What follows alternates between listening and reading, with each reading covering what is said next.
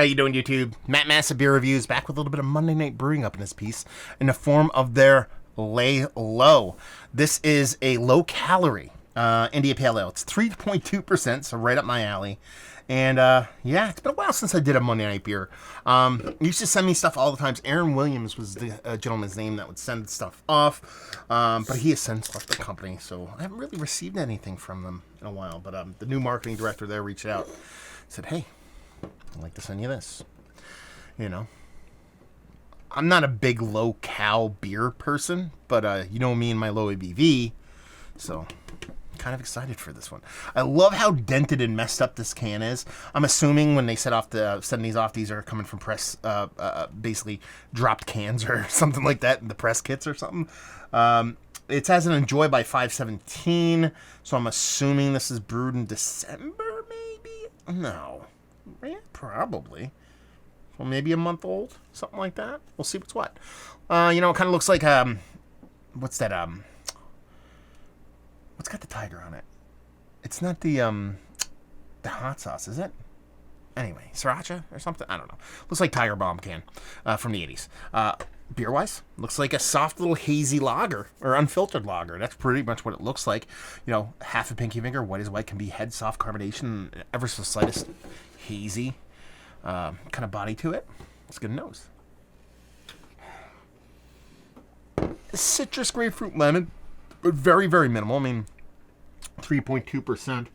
Not expecting a gigantic nose. And there's a decent sweetness to it and a little bit of soft bittering. So it definitely smells the part of a little itty-bitty kind of hazy pale. Sure, they put IPA on there just to appeal to the mass market. But you're talking about something that is more kind of a little hazy pale here at this point. So, I mean, it does give you those a little bit of, you know, hoppy, hazy vibes that you kind of come to enjoy with a lot of these beers with those citrus notes, that little bit of bittering. Let's dive in. Cheers.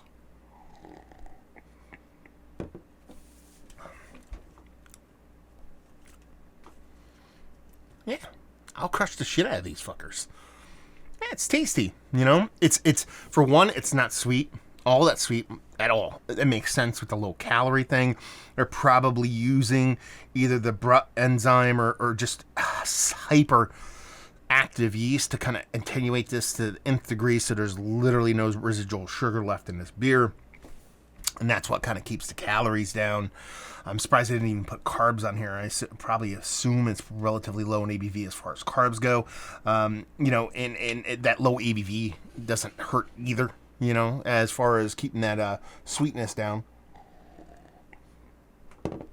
It's not thin. You know, there is a mouthfeel to it, and it just leans heavily into that kind of grapefruit pith and rindiness. There's enough sweetness for it not just to be devoid of a little bit of sweetness, to act as a little bit of bouncing act for it. So it's there, but it's more bittering than sweet. I mean, you're talking about 3.2%. This does not suck for that low ABV level. Now, if we're talking, you know, one of the best 3 and change low ABV pales I've had, it's going to default to being in the conversation. But there's, you know, Baby Genius from Bissell, and there's some breweries that get down to this ABV level and bring a bit more oomph, a little bit more kind of chutzpah to the beer. But you also have to understand that they're going for kind of the low calorie thing here, so take that into account. It's not a bad beer by any stretch. Super chuggable, super drinkable, giving you enough hot presence for you to kind of be satisfied. Not overly sweet, so you can crush a bunch of them. Not too shabby.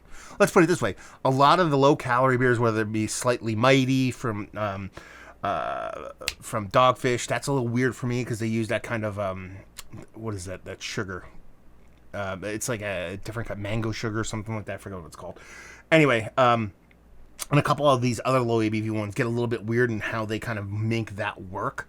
So they tend to come off a little bit, not chemical-like, but a little bit kind of subtly artificial. This just tastes like a teeny tiny brewed beer that just happens to be, you know, 90 calories and low ABV. It does not suck. So yeah, you give me a 6er for this for less than $10, I'm game. This is going in. You can get me a 30 rack of this, or if you get them, let's put it this way: you give me a 15 rack of this for less than $20. This is going to be a mainstay at a barbecue. I just buy this, throw it in there, and if someone wants to have it, like I like IPAs, I'm like, try this. You'll enjoy this one, and people can drink this all day and not get too shitty. But yeah, fun beer. Honestly, not too bad.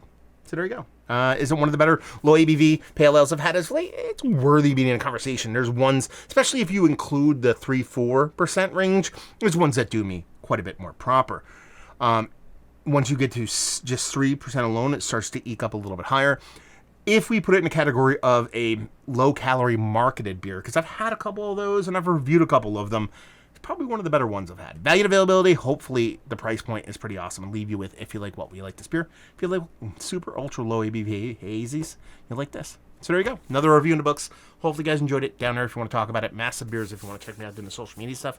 Beer Massif if you want to check me out doing the whole podcasting thing. Hopefully you guys enjoyed the review. Hopefully enjoying a little itty bitty hazy right now. Hopefully see you next time. Cheers.